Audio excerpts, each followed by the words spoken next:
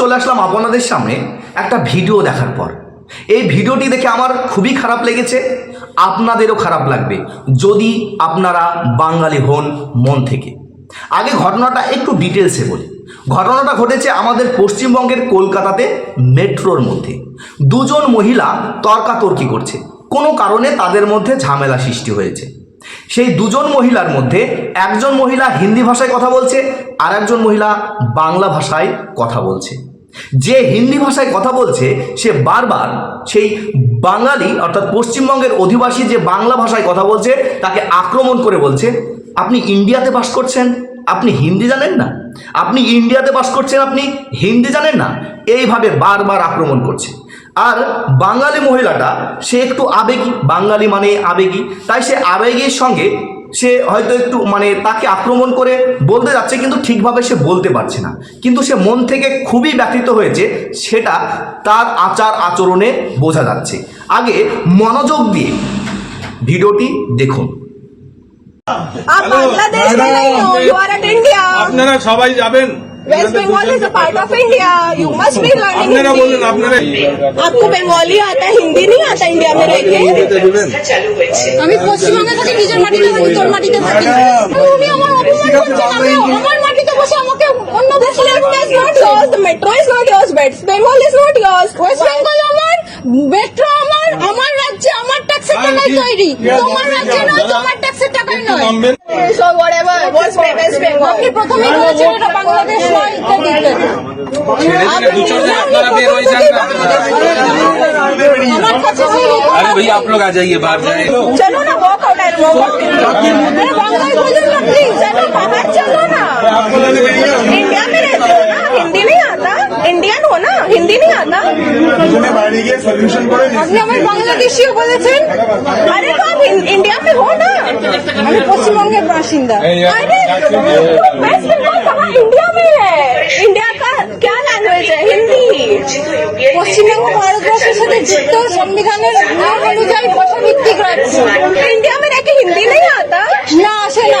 আমি বাংলায় থাকি, বাংলা बांग्ला है वो अंकल, उनको बुलाओ ना, इनको इंडिया में रह के हिंदी नहीं आता। आने दो, I'll file a case against her. I'll sue her. I'll sue her. She's recording me without my permission. Still doing it. হ্যাঁ, You go in jail. আমি আমার নিজের মাটিতে আছি এবং আমি আমার ओ, ভাষায় इंडिया में रह के हिंदी नहीं आता? না, আসে না। इंडिया में रह के इनको हिंदी नहीं आता। And West Bengal is a part of India. मैं हिंदुस्तानी हूँ। हिंदी जो बोलिए, इंग्लिश क्यों बोल रहे हो? বাঙালিকে বাংলাদেশি বলার প্রবণতাটাই এদের সাথে কথা। आपने बाहर जाइए ना, अरे बाहर जाइए ना।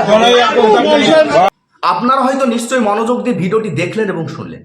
ভিডিওতে যে মেয়েটা হিন্দি ভাষায় কথা বলছে সেই মেয়েটা কিন্তু বারবার বাঙালি মহিলাকে আক্রমণ করে বলছে যে আপনি ইন্ডিয়াতে বাস করছেন, আপনি হিন্দি জানেন না, আপনি ইন্ডিয়াতে বাস করছেন, আপনি হিন্দি জানেন না।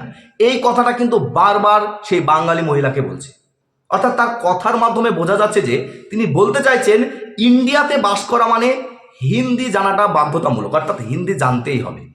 এর পাশাপাশি সেই হিন্দিভাষী মহিলা বাঙালি মহিলাকে বলছে এটা হলো ভারতবর্ষ, এটা বাংলাদেশ নয়, অর্থাৎ তিনি হিন্দি ভাষায় কথা বলতে বলছেন।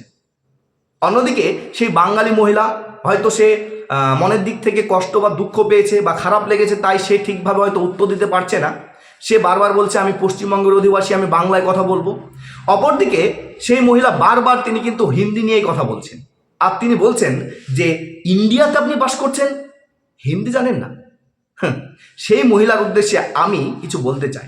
এর পাশাপাশি যারা আমার ভিডিওটি দেখছেন তাদের উদ্দেশ্যেও কিছু ইনফরমেশান দিতে চাই। হয়তো যে মহিলা, যে হিন্দিভাষী মহিলা বারবার আক্রমণ করে বলছে যে আপনি ইন্ডিয়াতে বাস করছেন, আপনি হিন্দি জানেন না, সেই মহিলাকে আমি বলছি সেই মহিলা হয়তো ইন্ডিয়াতে বাস করে তিনি ভারতের সংবিধানটাই জানেন না, অর্থাৎ তিনি ভারতের সংবিধানটা কোনোদিন পড়েননি, সংবিধানে কি লেখা আছে তিনি সেটাও জানেন না। তার উদ্দেশ্যে আমি বলছি আমাদের ভারতবর্ষের সংবিধান 1949 সালের 26শে নভেম্বর কি হয় গ্রহণ করা হয়, আর 1950 সালের 26শে জানুয়ারি কার্যকরী হয়। যখন ভারতবর্ষের সংবিধান আমাদের জন্য কার্যকর করা হয়, চালু করা হয়, তখন ভারতবর্ষের 14টি ভাষা ছিল, সেটা স্বীকৃতি ভাষা, মানে এই ভাষাটা সংবিধানে জায়গা পেয়েছিল। আর বর্তমানে আমাদের ভারতবর্ষে 22টি ভাষা জায়গা পেয়েছে, মানে টোটাল 22টি ভাষা আমাদের সংবিধানে উল্লেখ রয়েছে।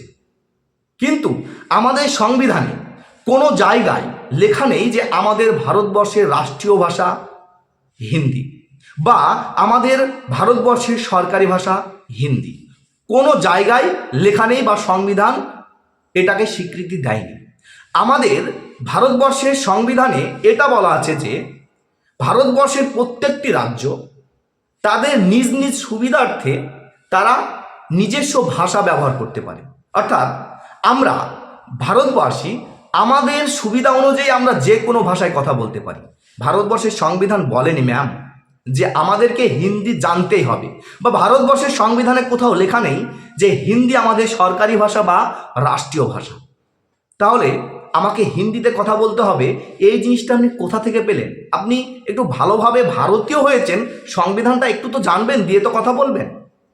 আপনি বারবার সেই বাঙালি মহিলাকে বলছেন যে আপনি ইন্ডিয়াতে বাস করছেন, আপনি হিন্দি জানেন না।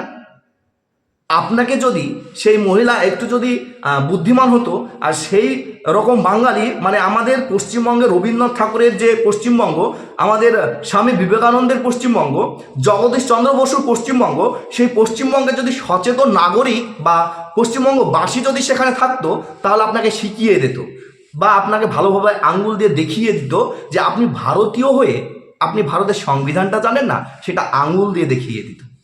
তাই আপনি আগে ভারতবর্ষের সংবিধানটা ভালো করে পড়বেন, দিয়ে ডায়লগ দিতে আসবেন যে আপনি কি বলছেন। এর পাশাপাশি যে মহিলা মানে হিন্দিভাষী যে মহিলা কথা বলছে, সে আবার কলকাতায় এসেই বলছে, মানে আমাদের পশ্চিমবঙ্গে এসে বলছে, আর পশ্চিমবঙ্গে এসে একজন বাঙালিকে এইভাবে অপমান করছে। আর শুধু পশ্চিমবঙ্গ কেন, বিভিন্ন জায়গায় আমিও দেখেছি যে বাঙালিরা যদি কোনো বাইরের জায়গা বা বিদেশে মানে ভিন কোনো রাজ্যে, আলাদা কোনো রাজ্যে গিয়ে যদি বাংলা ভাষায় কথা বলে, তাহলে তাকে বাংলাদেশি ভেবে নেয়, মানে এটা কিন্তু হয়ে থাকে। তাহলে তারা তো বলবেই। আর আমাদের পশ্চিমবঙ্গে এসে বলছে, এটা সত্যি খুবই দুর্ভাগ্যজনক আমাদের জন্য, বা খুবই দুঃখজনক ব্যাপার। তাই এই ভুল ধারণাকে ভাঙিয়ে দেওয়ার জন্য অবশ্যই সকলকে এর প্রতিবাদ করতে হবে। আর যে ম্যাম বলেছে, সে ম্যামকে বলছি, আপনি একটু ভারতীয় হয়েছেন, ইন্ডিয়ান কনস্টিটিউশনটা একটু পড়ুন, জানুন, দিয়ে ডায়লগগুলো দেবেন, ঠিক আছে? সকলে ভালো থাকবেন, সুস্থ থাকবেন। আর ভিডিওটি ভালো লাগলে অবশ্যই শেয়ার করে সকলকে জানিয়ে দিন যে ভারতবর্ষে বসবাস করতে গেলে আমাদেরকে হিন্দি জানাটা বাধ্যতামূলক না। আমাদের ভারতবর্ষের কোথাও লেখা নেই যে হিন্দি রাষ্ট্রীয় ভাষা বা সরকারি ভাষা। ধন্যবাদ সকলকে।